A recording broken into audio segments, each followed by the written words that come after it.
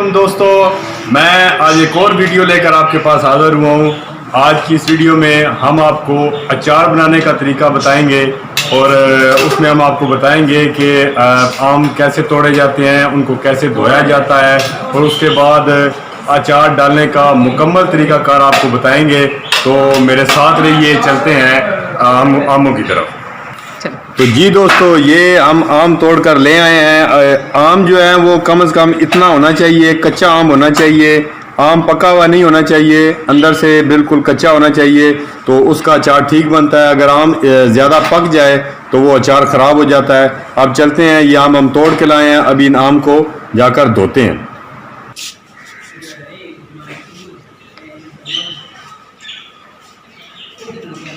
तो जी दोस्तों, आपने इस तरह एक बर्तन ले लेना है, उसमें जो भी आम आप तोड़ के लाए हैं, क्योंकि उनके ऊपर मिट्टी लगी होती है, उसके अलावा और भी बहुत सी चीज़ें हैं जो इस पर मिट्टी उस किस्म की जरासीम आलूद होते हैं, तो इनको सबसे पहले धो लेना चाहिए। बड़े बर्तन में आप पानी ले लें, उनमें आम डाल लें सारे। हम इसको आम सारे इसमें डाल लेते हैं पानी के अंदर।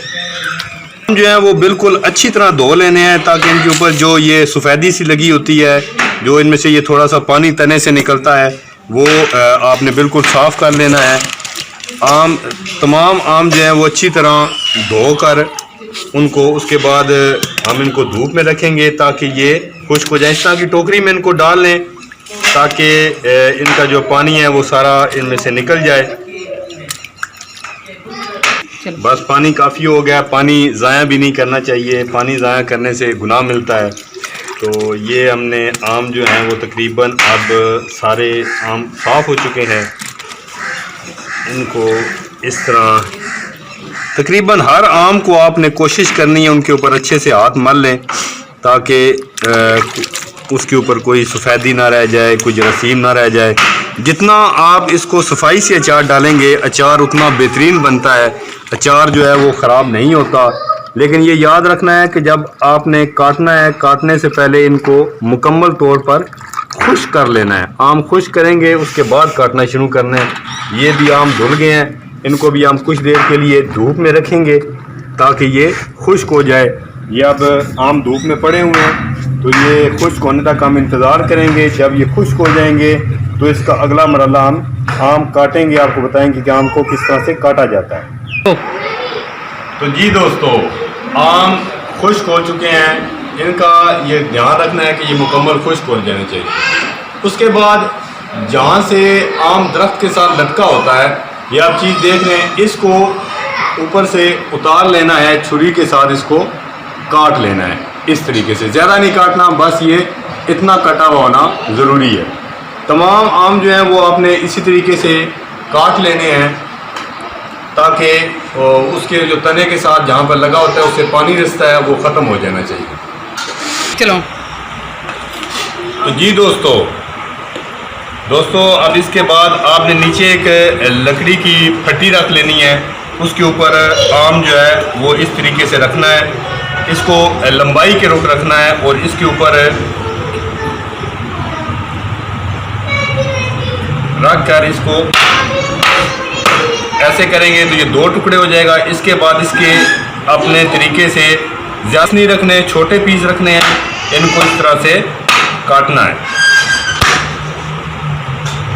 आम काट रहे हैं।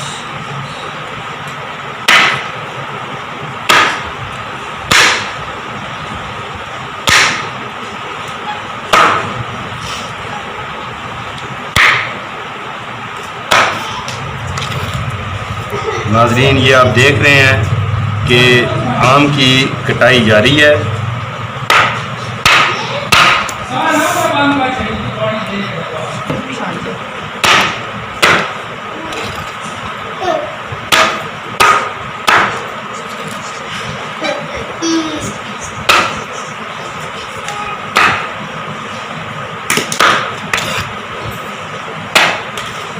यकीनन नाजरीन आपके मुंह में पानी भी आ रहा होगा। ये इसको अच्छा दोस्तों, इसको काटने के बाद इसके बीच में ये जो गिटक होती है इसको निकाल लेना है, क्योंकि ये अचार का हिस्सा नहीं है। इसको बीच में से हम صاف کر لیتے ہیں، نکال لیتے ہیں۔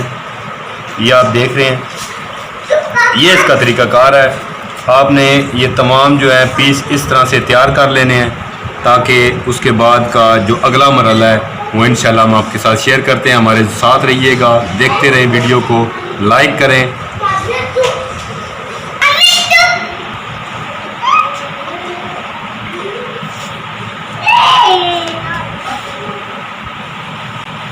ہاں جی دوستو، تو اب جو اچار کے لیے مسالہ تیار کرنا ہے اس کے ہم آپ کو انگریڈینٹس بتاتے ہیں کہ ان میں کیا کیا ڈلتا ہے۔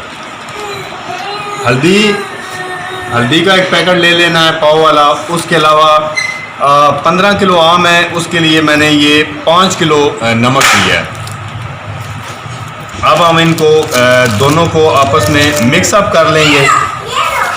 ایک برتن لے لینا ہے، صاف برتن، اس میں آپ نے نمک ڈال لینا ہے۔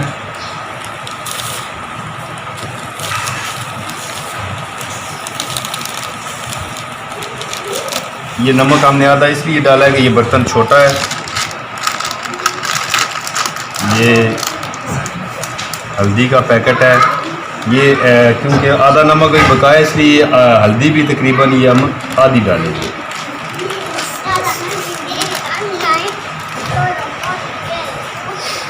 اس کو صاف ہاتھوں سے، یہ ذہن میں رکھنا ہے، صاف ہاتھوں سے اس کو ہم مکس کر لیں۔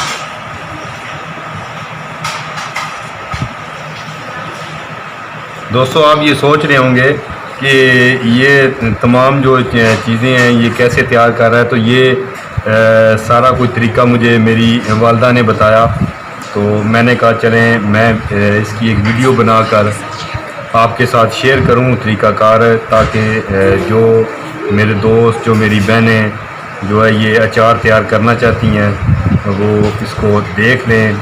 اور آپ نے اگر آپ کو یہ ویڈیو اچھی لگتی ہے تو آپ نے اس کو شیئر بھی کرنا ہے۔ دوستو یہ مسالہ تیار ہو چکا ہے۔ اب ہم یہ آم لیں گے، ان کو اس کے مسالے کے اندر ڈال دینا ہے، اچھی طرح سے اس طرح سے اس کو مکس کرنا ہے کہ ہر پیس کو جو ہے وہ مسالہ اچھی طرح سے لگ جائے۔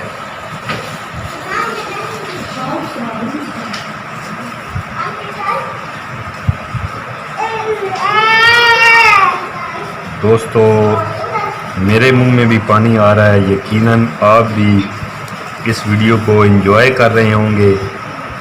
ہمارے ساتھ رہنے کا بہت شکریہ۔ دوستو اب مسالہ لگ چکا ہے۔ اب آپ نے ایک اس طرح کی ٹوکری لے لینی ہے، اس کے نیچے ایک برتن لینا ہے تاکہ جو اس میں سے پانی نکلے گا وہ اس برتن میں جمع ہو جائے۔ اس کو زیادہ عرصے کے لیے جو آم ہے، اگر آپ اچار ہے اس کو آپ محفوظ رکھنا چاہتے ہیں تو آپ نے اس کا جو ہے وہ پانی تقریباً سارا ختم کرنا ہے تاکہ اچار آپ کا زیادہ عرصہ جو ہے وہ برقرار رہ سکے۔ اس طرح آپ نے یہ سارا جو ہے اس کو نمک کو جاڑ کے، مسالے کو جاڑ کے تو اس ٹوکری میں اس کو ڈال دینا ہے۔ ہاں جی دوستو، کیسا لگا آپ کو یہ آج اچار ڈالنے کا طریقہ؟ امید ہے آپ کو یہ اچار ڈالنے کا طریقہ پسند آیا ہوگا۔ ایک اچھا سا صاف سا برتن لیں، ایک بالٹی لے لیں یا کوئی گھڑا لے لیں، اس میں اس اچار کو ڈال لیں اور حسب ضرورت اس میں خالص، یاد رکھیں خالص سرسوں کا تیل اس میں ڈالنا ہے، حسب ضرورت ڈالنا ہے تاکہ آپ کا اچار زیادہ عرصہ تک برقرار رکھے۔ امید ہے آپ کو یہ ویڈیو پسند آئی ہوگی۔